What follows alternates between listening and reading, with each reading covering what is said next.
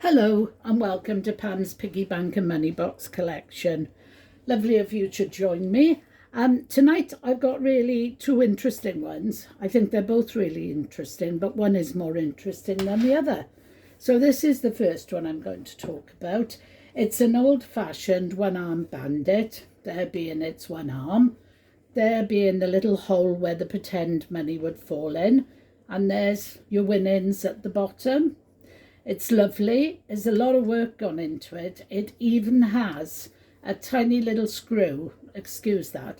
It has a tiny little screw that doesn't open, but it makes it look as if you can open it to get into the workings of the bandit. I bought it in not a jumble sale, a charity shop many years ago. It hasn't got a stopper, and there's its slot. And that was a price ticket that I didn't fight for very long to get off. I should have left it on. It would have been more interesting. Probably was about 50p. But there it is. It's lovely. A little bit of gambling history for you. And this one is really interesting. It's a savings bank, as you can see. It looks like it's got a double door that you would open and walk into to put your money in the vault or your papers or whatever. In actual fact, it's designed to know which coins you're putting in and to direct them into the right slot. The only problem with it is that it is out of date, in as much as a lot of the coins have changed. So I'll start off with a 50p. This is an old 50p, very old. There's a lovely young, can you see a lovely young queen on that? And there's a slightly older queen on this one. So this one won't work, but this one should, because that's the one that's designed to go in. Now 10p's, I've got two 10p's for you to see.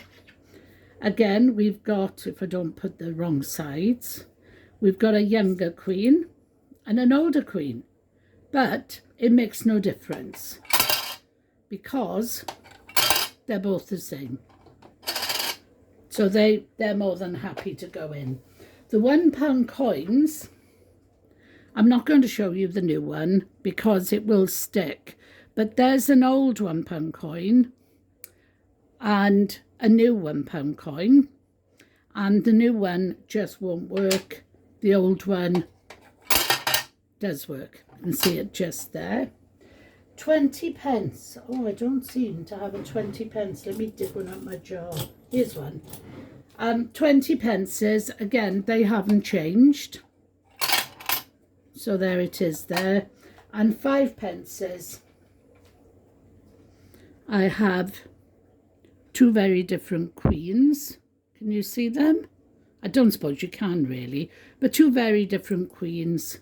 But the good news is, oh, that one didn't go. Neither did that one. I don't know. Let me try another one. Because earlier on, the 5p didn't give me any problems at all. And obviously £2 coins didn't exist when this was made. So let's try this one. No. Maybe the drawers aren't in. Bear with me 1 second. I'll take that one out. Because by rights, oh, can't get him out. Oh, see, by rights, you should do it with the door shut, but then you can't see whether they go in or not. So we'll try this again with a little 5p. Yes, and that, it's not in there, is it? No, that did hit the bottom. No, it didn't. It's in with the pounds. Sorry about that. Anyway, this once belonged to Andrew. Doesn't help if you put them in backwards. This once belonged to Andrew, but he's now given it to me.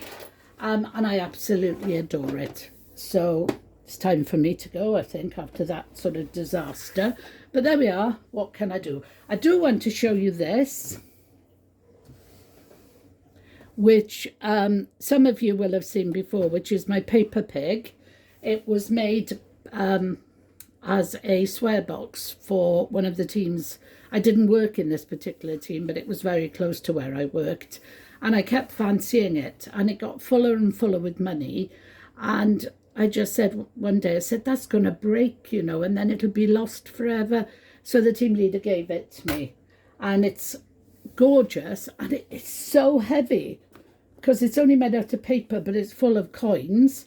And I managed to get this lovely Perspex box to keep him in. So he won't have any more money going in, but he will be safe from harm and damaged. So I do hope you've enjoyed visiting me today. Now I've got to see what I can find that will go in the, I'll just put a penny in and see what happens. So thank you for visiting. If you like me, give me a thumbs up. Subscribe if you'd like to. I'd love you to. And also join me again, because I really enjoy talking about them, even when they don't work for me. So for now, bye-bye. And I'll speak to you again soon. Thank you.